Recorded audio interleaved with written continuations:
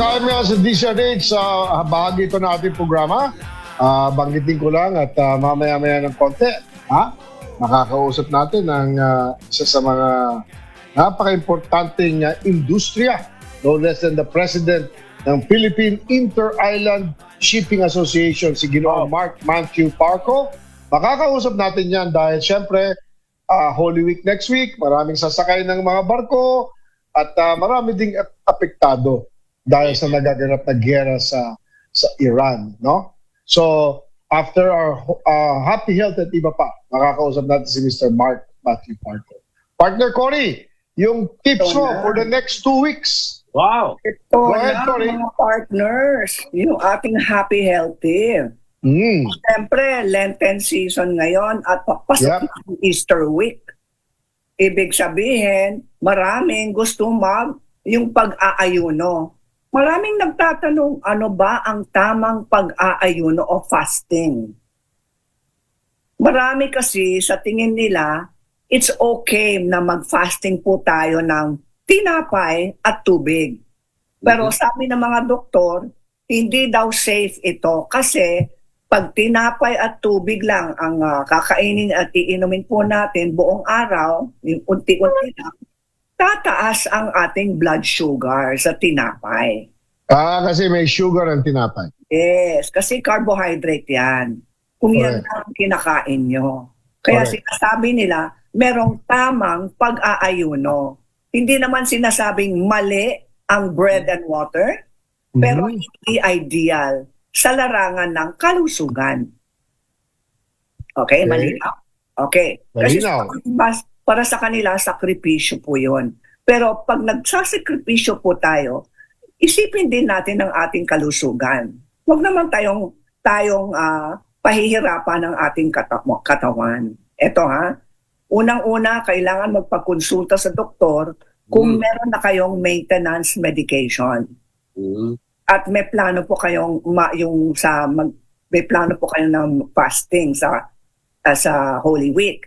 Okay? Always check with the doctor kung okay o hindi. Number 1 rule pag merong pag-aayuno, stay hydrated. Ibig sabihin, uminom ng maraming tubig.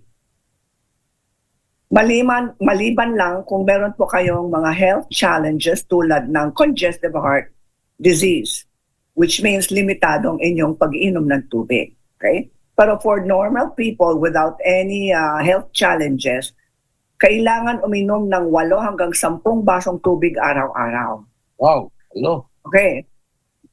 Start slow. Hindi kailangan biglaan ang ating pag-aayuno. Masama po yan. How do you start slow? Yung mga taong nagfa-fasting, let's say magfa-fasting ka bukas, Yeah. ngayon din or 2 days before o 2 araw bago kayo mag-aayuno, kailangan ang diet natin ay soft. Tinatawag nilang soft diet. Soft diet. Huwag kayong kumain ng mga mahirap i-digest tulad ng karne, yung mga beef, mahirap i-digest yan, tsaka pork at chicken, mahirap din i-digest. So, I would say, kung mag-aayuno po kayo, gulay, prutas, at konting kanin, konting carbohydrate, at isda. Pwede. Bread. Pwede. Bread. Ano? At maraming gulay, Maraming gulay. Tapos, do not go 24 hours kung beginner ka lang. In short, unti-unti lang po tayo mag-aayuno. Let's say, mag-i-skip kayo ng breakfast, pero kailangan kumain na ng lunchtime. Ganon ang beginner. Skip lang 1 meal. Okay? Para mga eksperto na o advanced, kaya nila ng 3 meal skip for 24 hours. Pero kung sanay na po kayo, anong dapat nyong inumin o kainin habang nag-aayuno po kayo? Okay? Remember, kailangan ng katawan ng tubig, electrolytes, ayan, pag-usapan po natin ng electrolytes mamaya. At syempre, kailangan makinig at pakiramdaman po natin ng mabuti ang ating katawan. Kung nahihilo po tayo, stop na. Stop. Aba, talaga. Okay. Ano ang mga sources ng electrolytes? Ang sources ng electrolytes ay sodium o or asin dagat, potassium galing sa saging, Saging. calcium galing sa mga gulay kung ayaw niyong uminom ng gatas, magnesium galing din sa gulay. Yeah. So, ang mga pagkain na okay, saging, avocado, nuts, all Nuts. kinds of nuts, sea salt, and vegetable juicing. Okay. Kung kasi ako, mag-fasting ako bukas, mula ngayon, mag-uumpisa na ako sa vegetable juicing ko. Sa ganon, mataas na ang aking electrolytes. Alam po ninyo kung anong pinaka number 1 na pinakamataas sa electrolyte? Buko juice. Coconut. Buko juice, of course. Yan. Hindi ka mahihimatay kapag umiinom ka ng coconut water at meron kayong fasting. Yes. You're gonna be okay. Pero, matanong ko nga, magfa-fast kayo. Paano po kayo magbe-break ng inyong fast? Kaya ang tawag doon ay breakfast, di ba? Breakfast. Break your fast. Oo. Ano ang kakainin nyo next day pag tapos na, let's say Easter Sunday na? Ano na ang kakainin nyo? Lechon. Pinakamasustansya ay nahanap ng katawan. Ha? Yeah. Kung hinay-hinay lang po tayo nag-umpisa sa pag-aayuno, dapat hinay-hinay din ang pagbabalik ng ating kain. Alam ko na. Tapsilog. Hindi pwede yan. Tosinolog. Hindi pwede. Pwede.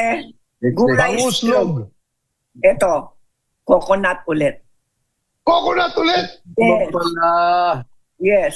Tapos, ito pa, lifesaver po ito. Kamote. Yung Yun. Kaya, ilagang kamote. Kamote Q. yung Hindi basic. po, walang sugar. Kayo naman. Tapos, itlog, eggs. Ala. Anong luto? Anong luto?